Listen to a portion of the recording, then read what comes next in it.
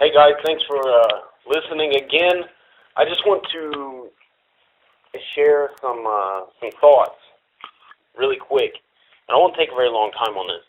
But I'm sure many of you have heard of Mr. Owuor, Dr. David Owuor, the African preacher who has prophesied the earthquake in Haiti, the earthquake in Chile, the earthquake in tsunami, I think in Asia, the one that was several years ago.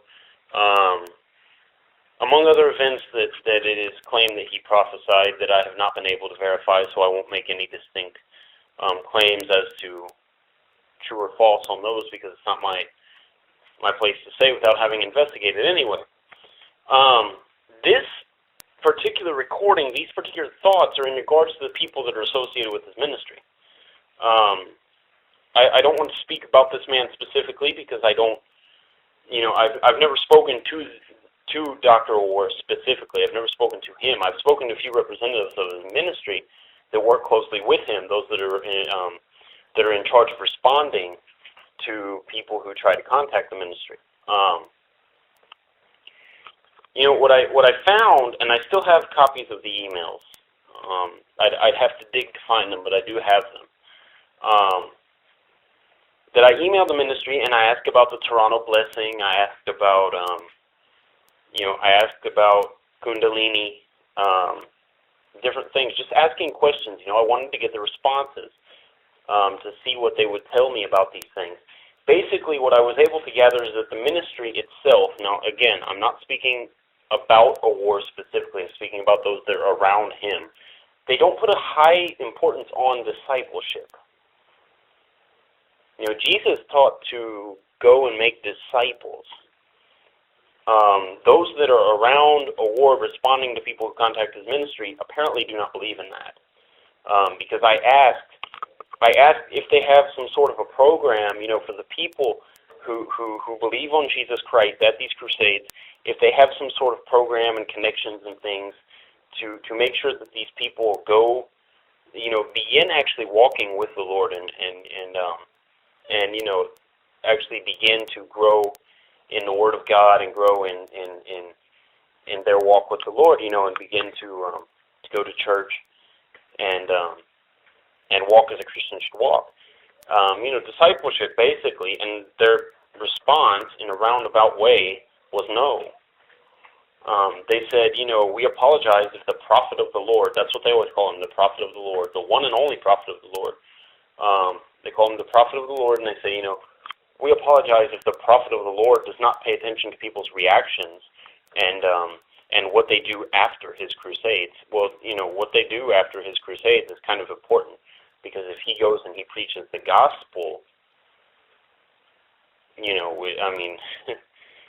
what happens to those people who make those professions of faith afterward is very, very important.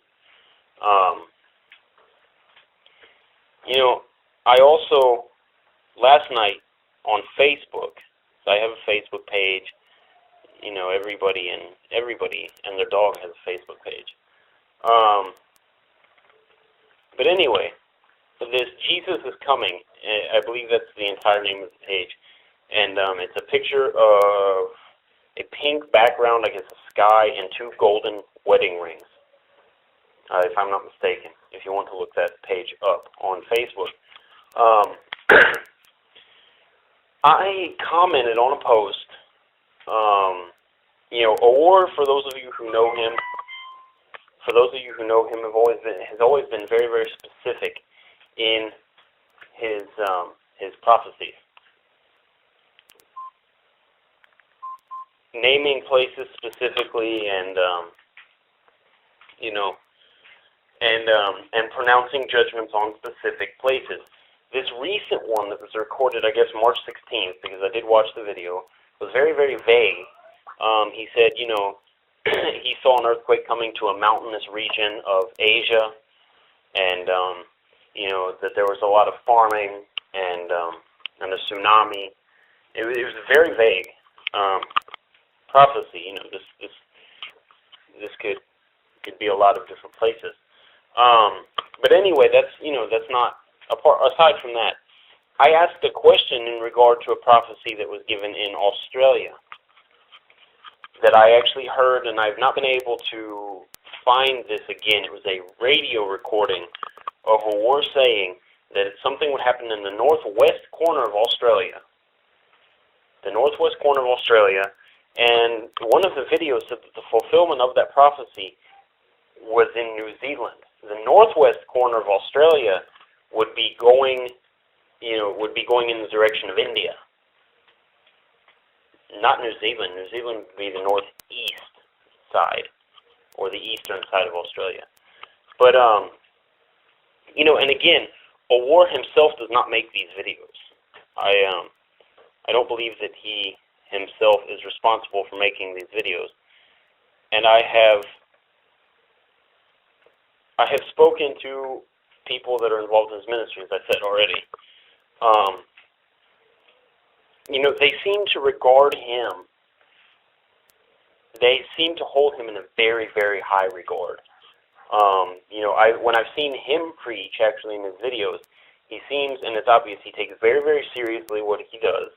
And I believe, he has, it would appear that he's not a very proud man. As far as actually reading interviews, reading things that have been written by people who've actually met the man, people who've actually, fellowshiped with the man, and people that used to live with him, or his family and things like that. I have no reason to doubt the character of this man at all. The man, Owuor. The people that are associated with his ministry that I've been in contact with, however, seem to be very questionable. They don't believe in discipleship. They seem to hold this man so high up to some sort of status that if you speak against him, if you ask a question, and I did not speak against him, I asked a simple question, and someone, whoever was responsible for this page on Facebook, erased me from the page and blocked me from making comments for asking a question. Told me not to test the work of the Lord, told me not to tempt God, and told me to address the one and only prophet of the Lord by his respectful title.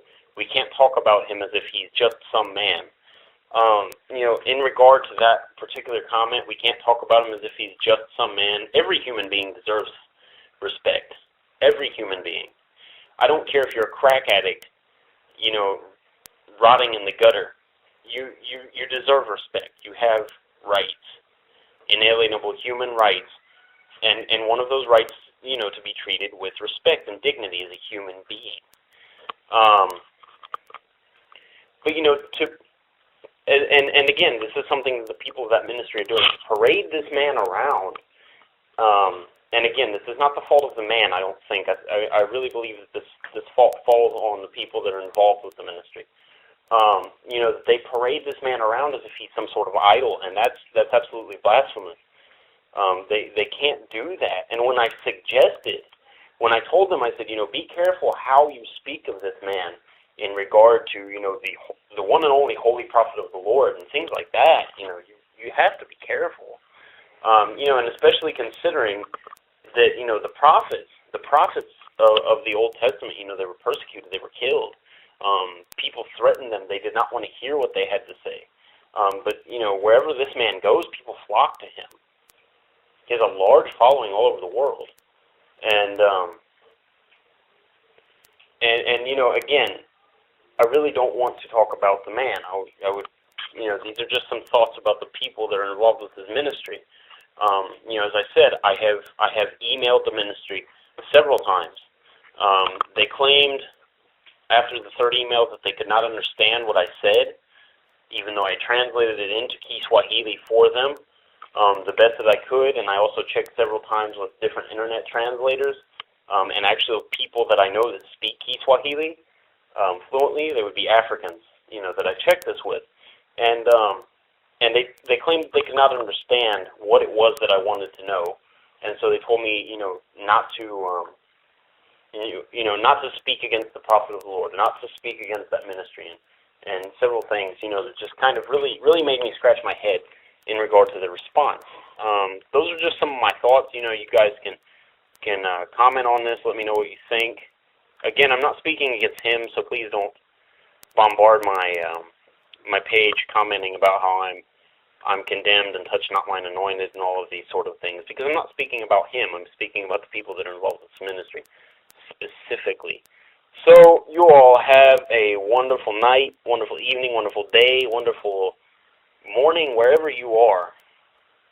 I hope it's a good one. So God bless you guys. Goodbye.